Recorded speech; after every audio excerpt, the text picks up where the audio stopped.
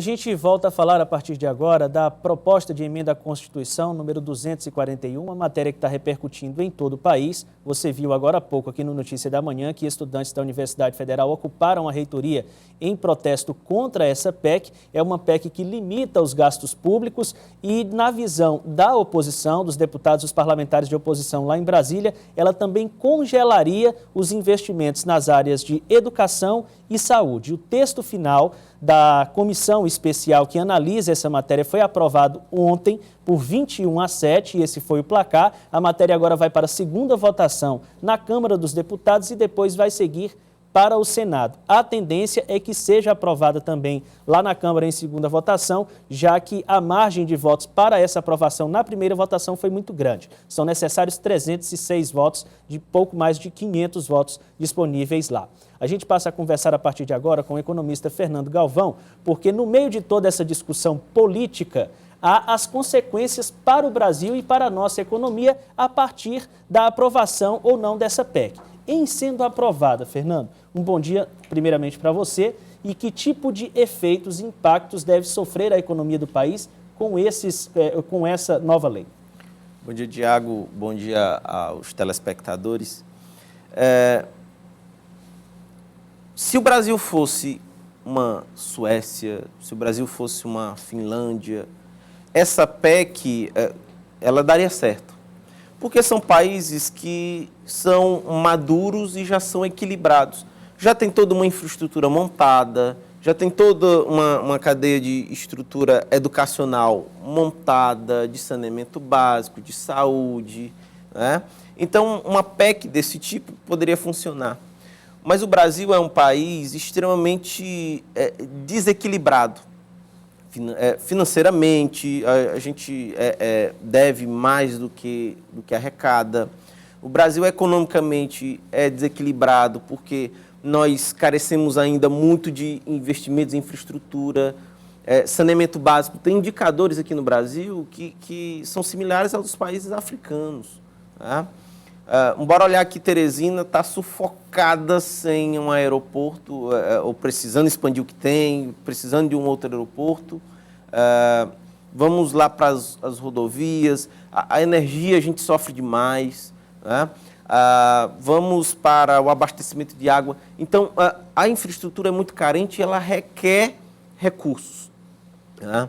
Então, essa PEC ela é importante para disciplinar o gasto público, isso é fundamental.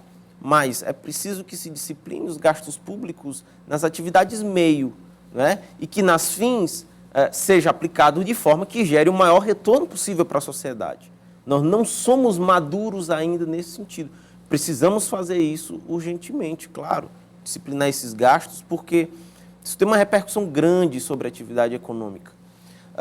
Tiago, existem algumas variáveis que explicam o comportamento da economia, que faz ela crescer ou ela se contrair. Eu te dar um exemplo, é o consumo das famílias.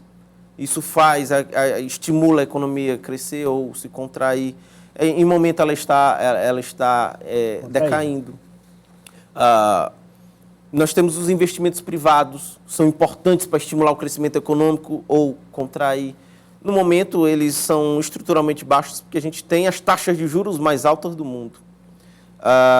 Os gastos do governo, quando feitos de forma ótima, aplicados de forma a gerar o retorno, sim, são importantes para estimular a atividade econômica. Mas, congelados por 20 anos, a gente tem um risco muito grande de precarização nos serviços públicos a serem prestados. E isso significa uma precarização da educação e da saúde especificamente, que são as duas áreas aí em pauta. Existem críticas que falam que a PEC pode comprometer recursos da saúde e da educação. Não seria diretamente, mas perceba que o Brasil tem gastos públicos e o que mais compromete o orçamento brasileiro, Tiago, são os gastos com a dívida pública, que representa 48% do orçamento brasileiro, e da Previdência, que comprometeu aí no ano de 2016, no orçamento, assinado ainda pela presidente Dilma, comprometeu 18% do orçamento brasileiro. Eu vou te dar outros dados. o que foi gasto o que foi destinado de recursos para o saneamento básico no Brasil foi 0,10%.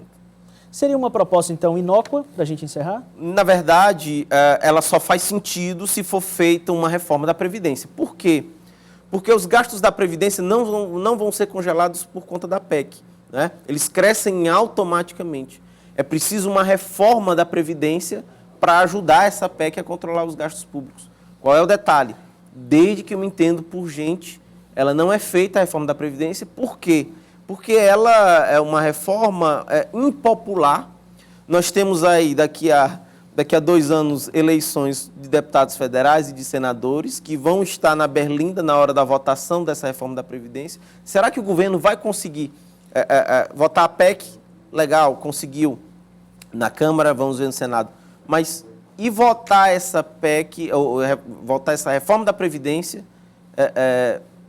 junto aos deputados e senadores? Essa coisa é muito delicada. Então, esses são os pontos a serem destacados. Nós conversamos com o economista Fernando Galvão, nos trazendo aí temas relevantes que devem ser avaliados dentro dessa discussão da proposta de emenda à Constituição número 241. Muito obrigado pelas informações. Obrigado, Tiago.